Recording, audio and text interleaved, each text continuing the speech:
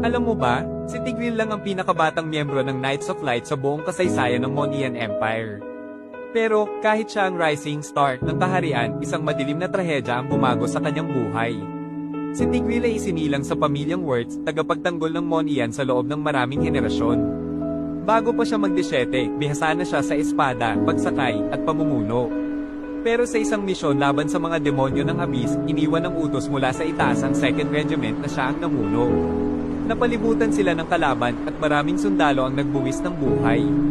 Pinilit siyang umatras kasama ang ilang natitirang kawal, isang desisyong pinagsisihan niya habang tinitingnan ng mga katawan ng kanyang mga kasama.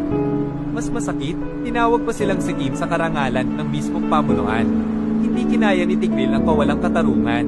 Nilisan niya ang Monian at nanirahan sa Northern Vale, kung saan natutunan niyang ang tunay na tagumpay ay hindi lang nasusukat sa panalo, kundi sa buhay na nailigtas.